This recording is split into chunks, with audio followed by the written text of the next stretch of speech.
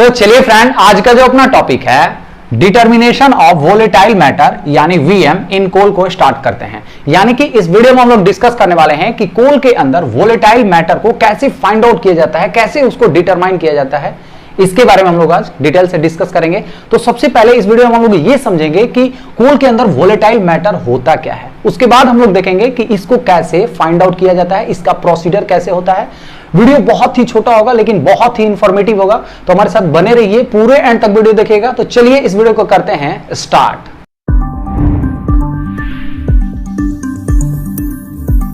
तो चलिए फ्रेंड, अभी हम लोग समझ लेते हैं कि कोल के अंदर वोलेटाइल मैटर क्या होता है और इसको कैसे फाइंड आउट किया जाता है, यानी इसको कैसे डिटरमाइन किया जाता है और इसको डिटरमाइन करने के लिए इसका प्रोसीजर क्या है, इसको हम लोग डिटेल से समझते हैं।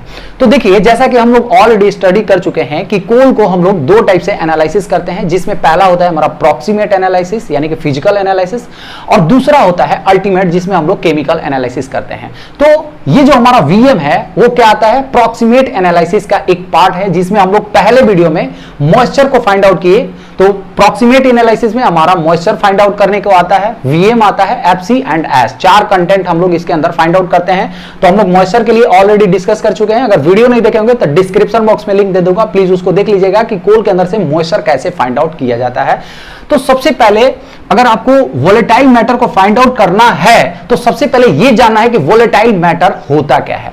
तो देखिए, जैसे कि इसके नाम से ही पता चल रहा है, वोलेटाइल को हिंदी में बोला जाता है उड़ने वाला मैटर, यानी कि ऐसा पदार्थ जो कि उड़ने वाला हो, यानी कि जैसे ही हम लोग कोल को हीट अप करेंगे तो कोल के अंदर से उड़ जाता हो। जैसा कि हम लोग जानते हैं कि कोल के अंदर मॉइस्चर भी अवेलेबल रहता है और कोल के अंदर कुछ गैसियस भी मौजूद रहता है। तो जैसे ही हम लोग इस टाइप के कोल को जब हीट अप करना स्टार्ट करेंगे तो जो मॉइस्चर है वो क्या हो जाएगा, इवेपोरेट हो जाता है, यानी कि H2O बन के उड़ जाता है।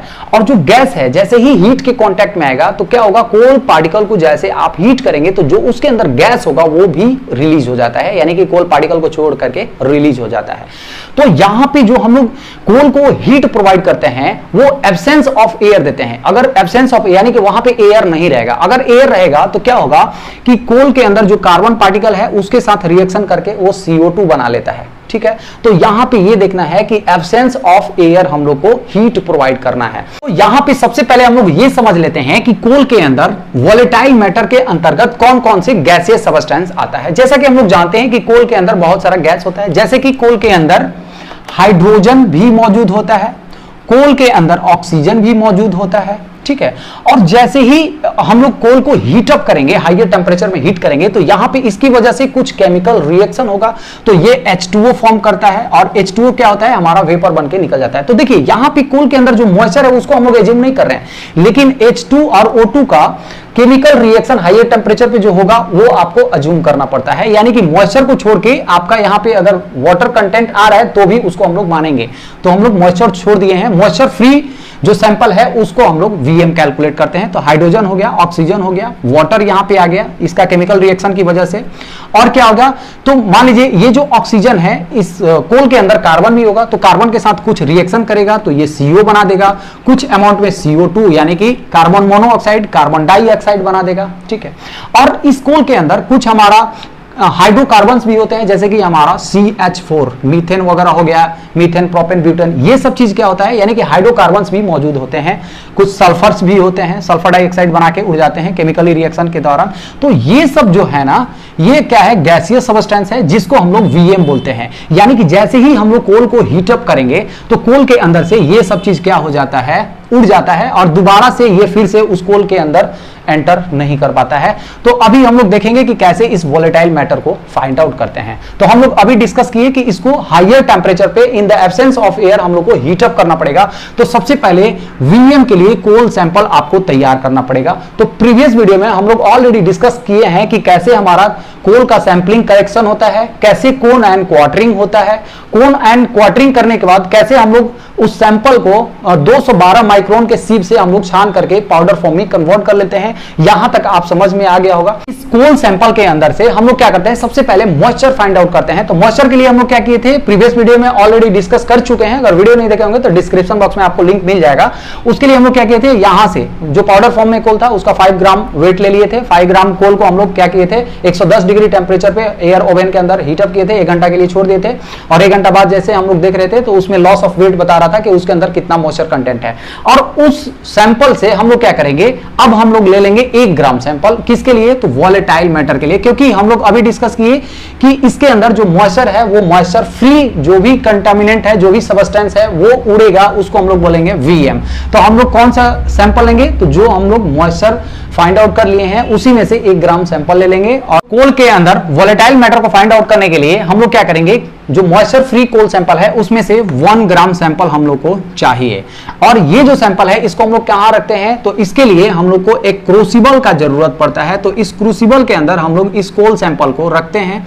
और इसको पहले हम लोग तो वेट कर लेंगे कि क्रूसिबल का वेट कितना है। और क्रूसिबल के ऊपर एक हमारा ढक्कन रहता है, क्योंकि ये ढका हुआ रहेगा। अगर ढका हुआ नहीं रहेगा तो इसको ऑक्सीजन मिलेगा और इसके अंदर जो भी कार्बन है उसके साथ रिएक्शन कर लेगा। तो जब भी हम लोग वीएम को कैलकुलेट करेंगे तो इसका जो क्रूसिबल है वो ढका हुआ रहता है। और इसके अंदर हम लोग क्या करेंगे, कोल को रख करके, तो इसको हाईयर टेम्परेचर चाहिए जहां पे हम लोग करेंगे। तो टेम्परेचर प्रोवाइड करने के लिए हमारे पास एक फर्नेस होना चाहिए। ठीक है, इस फर्नेस के अंदर हम लोग टेम्परेचर कितना मेंटेन करते हैं, तो इसके अंदर हम लोग 910 डिग्री सेल्सियस प्लस माइनस हमारा 10 डिग्री सेल्सियस हो सकता है। यानी कि 900 से लेकर के 920 डिग्री सेल्सियस तक हम लोग फर्नेस के अंदर टेम्परेचर मेंटेन करते हैं। उसके बाद इस क्रूसिबल को हम लोग इसके अंदर रख देते हैं।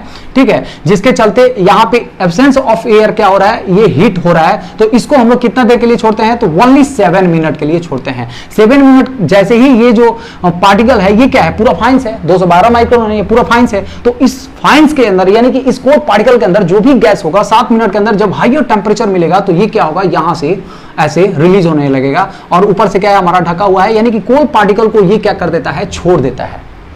इस क्रूसिबल के अंदर जो भी गैस होगा ये क्या होगा, ऊपर चला जाता है, इस कोल पार्टिकल को छोड़ देता है। 7 मिनट बाद इसको हम लोग बाहर निकाल लेते हैं। ये जो हमारा मतलब क्रूसिबल इसके अंदर रखे हैं उसको हम लोग बाहर निकाल देते हैं फर्नेस से। जैसे ही इस क्रूसिबल को बाहर निकालते हैं तो इसको हम लोग ऐसे ही एटमॉस्फेयर में इसको ठंडा नहीं करते हैं, बल्कि इसको एक डेसिकेटर होता है वहां पे ले जाकर के इसको ठंडा कर देते हैं। तो 10 से 15 मिनट में ये पूरी तरह से ठंडा हो जाता है। अगर आप ऐसे ही एटमॉस्फेयर में छोड़ के ठंडा करेंगे तो चांसेस होता है कि इस कोल के अंदर हमारा मॉइस्चर भी एंटर कर सकता है। एयर के अंदर क्या है, मॉइस्चर है, तो वो भी एंटर करने का चांस है। इसीलिए इसको हम लोग डेसिकेटर में करते हैं, जो कि मॉइस्चर फ्री यहाँ पे कूलिंग होता है। यानी कि कूलिंग के दौरान कोई भी इस कोल पार्टिकल के अंदर मॉइस्चर नहीं होता है। तो जैसे ही हमारा ये ठंडा हो जाएगा क्रूसिबल, इसके बाद हम लोग इसका वेट कर लेते हैं। ठीक है, और पहले का जो वेट होगा और अभी जो मतलब हीट करने के बाद जो वेट होगा उन दोनों का डिफरेंस यानी कि लॉस ऑफ वेट हम लोग फाइंड आउट करेंगे। तो लॉस ऑफ वेट किसकी वजह से होगा, तो इस कोल के अंदर जो भी गैस उड़ गया है, यानी ये सब जो गैस जो है ये उड़ गया है, फिर तो दोबारा इस कोल के अंदर नहीं एंटर करेगा।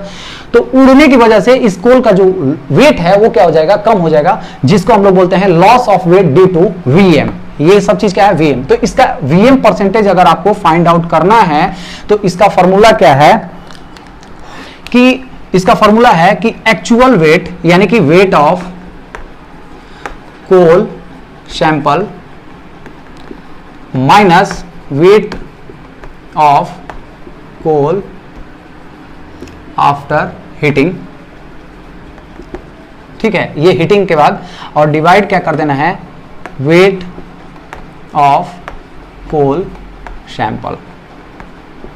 ठीक है, तो मान के चलिए कि इसका हमारा कोल सैंपल कितना था, 1 ग्राम है, और माइनस कर दिए जब हम लोग इसको आफ्टर हीटिंग जब वेट किए तो इसका वेट आ रहा है 0.8 ग्राम आ रहा है। ठीक है, तो 0.8 और डिवाइड क्या कर देना है 1 से, क्योंकि ये 1 है, वेट ऑफ कोल सैंपल 1, और देखिए इंटू 100 होता है, और इंटू क्या कर देना है 100। तो यहां पे कितना हो जाएगा, तो देखिए 0.2 डिवाइड 1 यानी इंटू इतना, तो ये कितना हो जाएगा 20% आपका वीएम आ जाएगा। यानी कि कोल के अंदर वीएम कितना है, तो 20% आपको वीएम है। देखिए इस कोल के अंदर जो वोलेटाइल मैटर है इसको फाइंड आउट करने का एक और भी तरीका है, उस तरीका से भी हम लोग फाइंड आउट कर सकते हैं। तो देखिए यहां पे हम लोग कोल सैंपल के तौर पे क्या लिए थे, तो मॉइस्चर फ्री कोल सैंपल लिए थे। अगर आप मॉइस्चर फ्री कोल सैंपल नहीं ले रहे हैं, यानी कि जैसे ही हम लोग कोल को क्या किए मतलब पाउडर फॉर्म में करके उसको 212 माइक्रोन से सीव कर लिए, तो वो हमारा सैंपल तैयार हो गया। उस सैंपल से ही हम लोग डायरेक्ट क्या किए, 1 ग्राम इस क्रूसिबल के अंदर रख दिए, यानी कि इसके अंदर हमारा वीएम भी है और इसके अंदर मॉइस्चर भी है। तो अब यहां पे जब हम लोग इस क्रूसिबल को फर्नेस के अंदर रखेंगे जहां पे टेंपरेचर इतना है और 7 मिनट के लिए छोड़ देंगे, तो ये जो वाटर है वो भी इवोपरेट होगा, क्योंकि इसका बॉइलिंग पॉइंट तो 100 डिग्री सेल्सियस है, तो ये जाहिर सी बात है वाटर तो इवोपरेट होगा ही। तो यहां पे जो लॉस होगा वो ऐसा नहीं 0.8 ग्राम ही होगा, क्योंकि इसके अंदर जो वाटर लॉस है वो भी होगा। तो हो सकता है कि मान लीजिए यहां पे हम लोग को कितना मिल रहा है, 0.6 ग्राम हम लोग को लॉस मिल रहा है, क्योंकि यहां पे हमारा वीएम प्लस मॉइस्चर दोनों आ रहा है। तो इस टाइप के जो सैंपल अगर आप लेंगे तो इसका फॉर्मूला क्या होगा वीएम परसेंटेज कैलकुलेट करने के लिए, तो उसका भी हम लोग देख सकते हैं। तो देखिए यहां पे हम लोग क्या कर रहे हैं कि percentage of VM equal to क्या हो जाएगा, परसेंटेज ऑफ वोलेटाइल मैटर का यहां पे फॉर्मूला क्या बन जाएगा। तो देखिए सबसे पहले हमारा वेट ऑफ कोल सैंपल, तो वेट ऑफ कोल सैंपल कितना है, 1 ग्राम है, तो 1 ग्राम माइनस क्या करना है, weight of coal after heating, तो कितना है 0.6 है, और डिवाइड क्या करना है वेट ऑफ कोल सैंपल, तो वेट ऑफ कोल सैंपल कितना है इतना, और इनटू कर देना है 100। ठीक है, ये जस का तस फॉर्मूला हो गया, और इसमें केवल माइनस क्या कर देना है, मॉइस्चर परसेंटेज। ठीक है, इस तरह से अगर आप कर देंगे तो आपका वीएम एग्जैक्ट निकल के आ जाएगा। जैसे कि आप देख लीजिए यहां पे, तो यहां पे क्या है 0.4 डिवाइड 1 यानी कि 40% हो गया।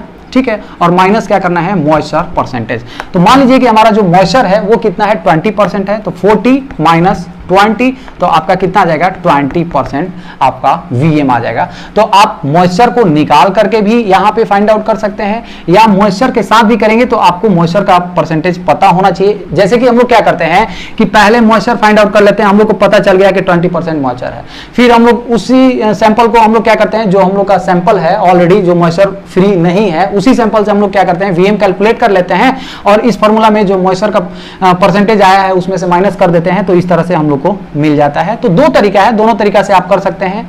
एक तो आप पहले मॉइस्चर निकाल लीजिए, उसी सैंपल से आप क्या करेंगे वीएम भी निकाल सकते हैं, या जिस सैंपल से आप मॉइस्चर निकाल रहे हैं उसी सैंपल से आप डायरेक्ट क्या कर सकते हैं वीएम भी निकाल सकते हैं। उसके लिए थोड़ा सा जो फॉर्मूला है उसमें चेंज आ जाता है। तो ये हुआ ऑल अबाउट वोलेटाइल मैटर के बारे में। उम्मीद करता हूं ये टॉपिक आपको अच्छे से समझ में आ गया होगा कि वोलेटाइल मैटर क्या होता है और इसको कैसे कैलकुलेट किया जाता है। तो नेक्स्ट वीडियो में हम लोग प्रॉक्सिमेट एनालिसिस का नेक्स्ट पार्ट है उसको लेकर के आएंगे, जिसमें हम लोग एफसी एंड एस परसेंटेज कैसे कैलकुलेट किया जाता है उसके बारे में डिटेल से डिस्कस करेंगे। आज के लिए इतना ही। अगर मेरा वीडियो आप लोग को अच्छा लगा, इंफॉर्मेटिव लगा, तो प्लीज मेरे वीडियो को लाइक कर दीजिए। अगर मेरे चैनल पापा डिस्कशन में आप लोग नए हैं तो प्लीज मेरे चैनल को सब्सक्राइब कर दीजिए। चलिए friends, thank you so much.